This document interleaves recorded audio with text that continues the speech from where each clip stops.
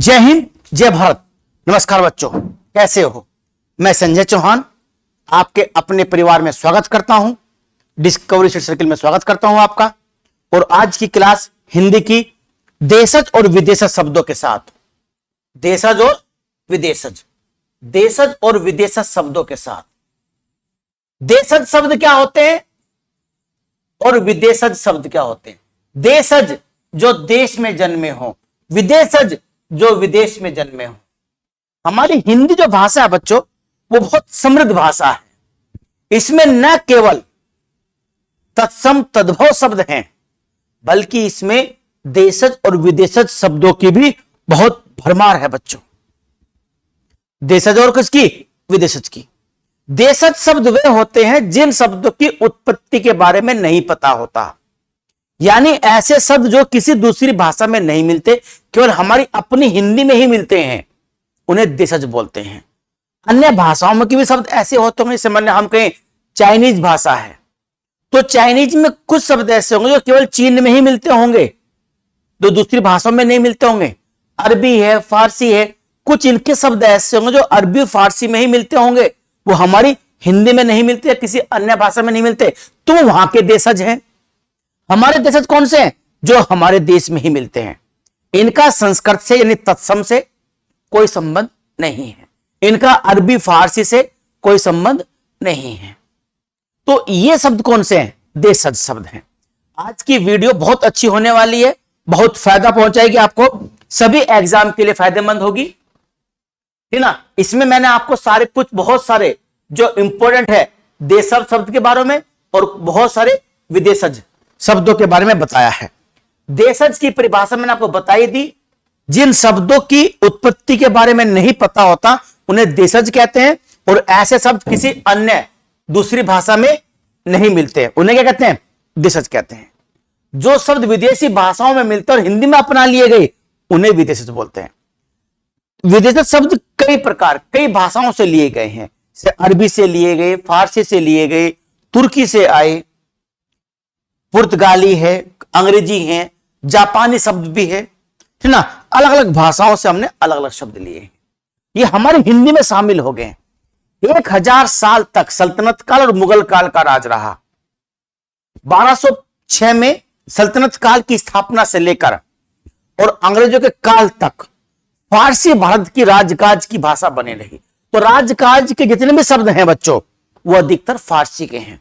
उन्हीं में कुछ शब्द अरबी के भी हैं, कुछ तुर्की के भी हैं, क्योंकि जो राजकाज की भाषा फारसी रही, उसमें फारसी के साथ साथ मुस्लिम शासकों ने, मुस्लिम व्यवस्थाकारों ने अरबी और फारसी के साथ तुर्की शब्दों का भी समावेश किया। वो आज भी हम अपने हिंदी में ऐसे कैसे बोलते हैं, उनको अपनाते हैं। देखिए क्या होता है देशज शब्द। देशज शब्द में आप ध्यान रखिएगा, देशज किसको बोलते हैं? बताइए परिभाषा। तेंदुआ, अंटा। आपने कभी बचपन में, अगर आप नहीं तो आपके मम्मी पापा ने गोलियां खेले, कंचे खेले होंगे, उनमें एक अंटा मारना होता था, अंटा, तो वो अंटा है। सांटा, पशु को चलाने वाला। डोंगा, कटरा, हम बोलते हैं ना कटड़ा, कटड़ा नहीं होता, कटरा होता है। डोंगा, जानते हैं आप डोंगा? डोंगा क्या होता है? शादी विवाह में इस्तेमाल करते हैं, डोंगा होता है वो। ठीक। ठेठ बोलते हैं तो ठेठ का ठेठ रह गया, अनपढ़ टाइप का। कटोरा सब लोग जानते हैं। खिड़की, खिचड़ी। ठुमरी, ठुमरी क्या है बच्चों? ठुमरी गायन शैली है जिसका इजाद, जिसका विकास किया था अवध के अंतिम नवाब वाजिद अली शाह ने। इन्होंने कत्थक के साथ ठुमरी का गायन प्रचलन किया था। ठीक। चषक, बोलिए चषक लगना, लगन लगना। जूता सब जानते हैं। कलाई और पगड़ी, ये शब्द कैसे हैं बच्चों? ये सब देशज शब्द हैं। कैसे? देशज। ये किसी अन्य भाषा में नहीं मिलते और इनकी उत्पत्ति का मालूम नहीं है। ये शब्द हमारी सांस्कृतिक धरोहर है, हमारे अपने शब्द हैं। ये हमारी सांस्कृतिक धरोहर है। इन शब्दों का एक पूरा शब्दकोश हेमचंद्र नामक एक विद्वान हुए। कौन? हेमचंद्र। उन्होंने देसी भाषा के शब्दों का एक पूरा शब्दकोश बनाया है। किन्होंने? हेमचंद्र साहब ने। इन्होंने देसी भाषा शब्दों पर बहुत अच्छा काम किया और कहा कि ये भाषा हमारी वास्तव जो शब्द है हमारी सांस्कृतिक धरोहर है, कि ये हमारे अपने उपजे हुए हैं। बाकी जो अगले शब्द हैं फारसी अरबी वो तो बाहर से आए हैं, पर ये क्या ये हमारे अपने शब्द हैं, ये हमारे हिंदी के अपने शब्द हैं। ठीक, तो बच्चों इसका स्क्रीनशॉट लेकर अपनी आप नोटबुक में लिखेगा इनको, इन सब शब्दों को। ठीक है, चलिए आगे बढ़ते हैं। लोटा, सोटा, ये सब शब्द कैसे हैं? देशज शब्द हैं ये। लोटा बोलते नहीं, लोटा ले आ भाई। सोटा मारने वाला। डाब, डिबिया बोलते डाब नहीं, डाब है ये, डाब। डाब शब्द होता है जो ग्रामीण क्षेत्रों में इलाकों में प्रयोग होता है। डाब, डाब। डिबिया, बियाना बोलते हैं भैंस ब्यागी, गाय ब्यागी। पलट, पलट। हुआ बोलते नहीं क्या हुआ मचा रखा, क्या हुआ, कहीं का हुआ है ये, तो हुआ। कटारी जानते हैं, कटार, कटारी। ओसाना बोलते नहीं, ओसना जो रुई को ओसते हैं। लुक्का, लुक्की जानते होंगे। कुल्हड़, कुल्हड़ चाय पीने का होता है ना, कुल्हड़ चाय पीते हैं लोग बाग, इसमें लस्सी पीते हैं। कबाड़ बोलते कूड़ा करकट, कबाड़। कोल्लू, कोल्लू जिसे गन्ने का रस निकलता है, कोल्लू। कोल्लू का बैल होना, अत्यधिक परिश्रमी होना। खट्टा, गड्ढा, खोट, छल्ली, छिचला और चेला। ये शब्द कैसे हैं? ये सारे शब्द देशज शब्द हैं। बहुत सारे शब्द हो गए देखो जो मैंने आपको बताए, इन्हीं में से कोई ना कोई शब्द आ जाता है। ठीक, चल ये पुर्तगाली शब्द हैं कुछ। कैसे? पुर्तगाली। आप जानते हैं पुर्तगाली एक यूरोपीय शक्ति थी जो भारत में आई थी, और सबसे पहले आने वाले यूरोपीय भारत में कौन थे? पुर्तगाली ही थे। ये सबसे पहले भारत में आए थे, तो इन्होंने कुछ नई नई चीजों का भारत में विकास भी किया। भारत में जैसे मक्के की खेती इन्होंने प्रारंभ करी, तंबाकू की खेती प्रारंभ करी, तंबाकू की, ठीक ना। प्रेस, प्रेस का इजाद करने वाले भारत में पुर्तगाली ही है, ठीक ना। प्रिंटिंग प्रेस, तंबाकू यही भारत में लाए थे। और तंबाकू पर प्रतिबंध लगाने वाला पहला मुगल बादशाह कौन था बताइएगा? तंबाकू की खेती पर प्रतिबंध लगाने वाला पहला मुगल बादशाह, कमेंट्स करके बताइएगा। देखना चाहता हूं कि आप लोग वीडियो पूरी देखते हैं कि नहीं देखते हैं। देखो आपका फायदा है, बहुत इंपॉर्टेंट वीडियो मैं आपके लिए बनाता हूं, मेहनत करने के बाद लिखता हूं, ताकि आपको बहुत सारी परीक्षाओं में लाभ मिल सके इसका। ठीक, चलिए आपको बताना कमेंट्स करके तंबाकू पर प्रतिबंध लगाने वाला पहला मुगल बादशाह कौन था। देखता हूं आप जहां पढ़ रहे हैं, क्या पढ़ रहे हैं, वहां पर क्या पढ़ाया जा रहा है। बाल्टी, मक्का, अलकतरा, अलकतरा नहीं है, अलकतरा है ये। अलकतरा, अनानास, है ना, अनानास, अलकतरा सब किसका है? ये पुर्तगाल का है। फीता होते हैं नापने वाला फीता, वो फीता। अलमारी सब जानते ही हैं, चाबी भी जानते हो। इस्पात, काजू, इस्पात काजू भी पुर्तगाली शब्द है बच्चों। तौलिया ये पुर्तगाली है, तौलिया। गमला ये तो आ चुका है गमला क्वेश्चन में। गोदाम, गोभी, मेज। पादरी, लगता है कि पादरी अंग्रेजी शब्द होगा, पर अंग्रेजी शब्द नहीं है, ये पुर्तगाली शब्द है। कमीज, तमीज नहीं, कमीज, तमीज अलग होता है, ये कमीज है, पहनने वाली कमीज, शर्ट। कौन शब्द है? पुर्तगाली शब्द है। अब देखिए कौन शब्द है? तुर्की शब्द। कौन से? तुर्की भाषा के शब्द। एक्चुअली भारत में ना, चाहे वो सल्तनत काल हो, वो भी तुर्क थे सारे।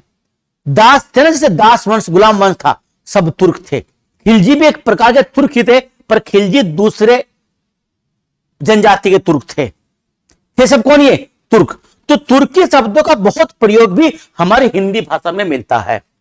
बोलते हैं उज्बक हो रहा है, पागल। उज्बक नहीं, उज्बक बेवकूफ। उर्दू जानते हैं, उर्दू भाषा, उर्दू शब्द तुर्की भाषा का है। किसका है? तुर्की का। और उर्दू भाषा को बोलते हैं बच्चों, कैंप की भाषा भी बोलते हैं इसको, कैंप की भाषा।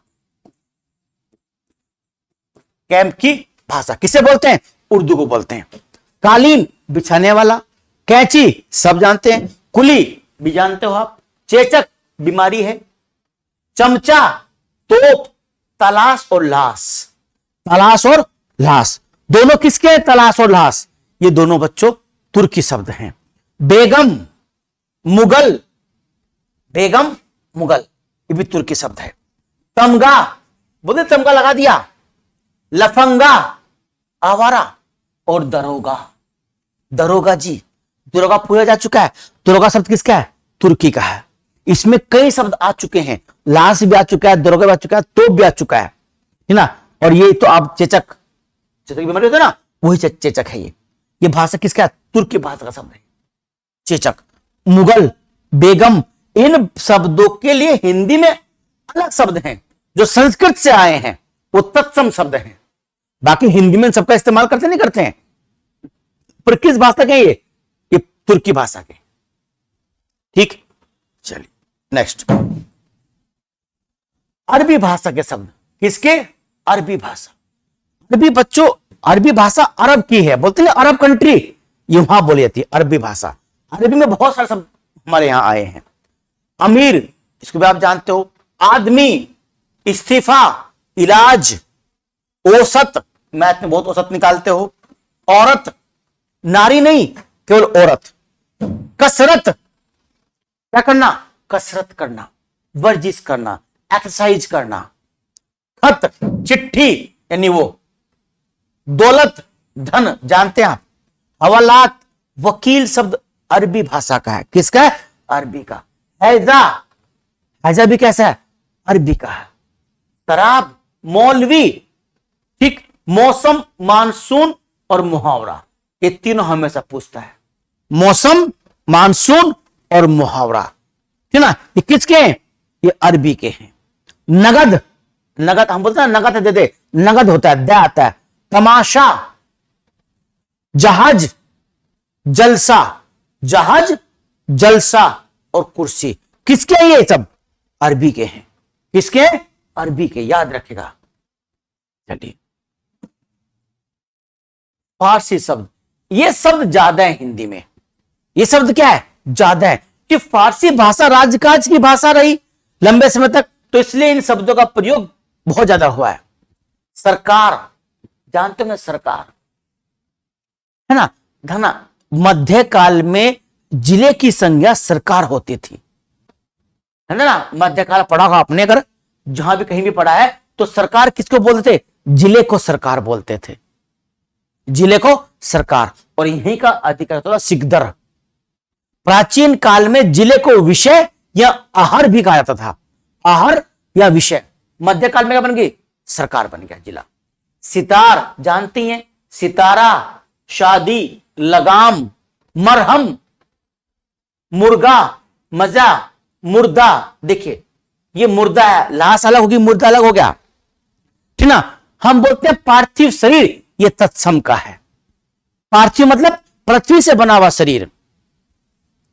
नाव, दवा, सब किसका? ये फारसी का। बीमार, पलंग, देहात, तमाशा, चश्मा, तमाशा, चश्मा, तमाशा, चश्मा, सब किसके? चरखा, गोश्त यानी मांस, खरगोश, गोश्त, खरगोश, कुश्ती, आईना, है ना। आईना फिर मुझसे मेरी पहली सी सूरत मांगे, पर पहली सूरत कहां से लाइएगा, है नहीं। आईना। हिंदी, हिंदू और हिंदुस्तान, हिंदी, हिंदू और हिंदुस्तान, ये शब्द किसके हैं बच्चों? ये फारसी भाषा के हैं। हिंदी हिंदी भाषा का नहीं है, एक्चुअली फारसी भाषा का ये हिंदी, हिंदू भी और हिंदुस्तान भी, ठीक है ना।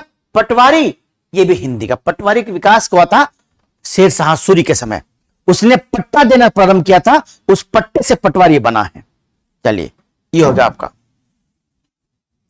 आतिशबाजी, हां, ये भी किसका है बच्चों? ये भी फारसी का है। किसका है?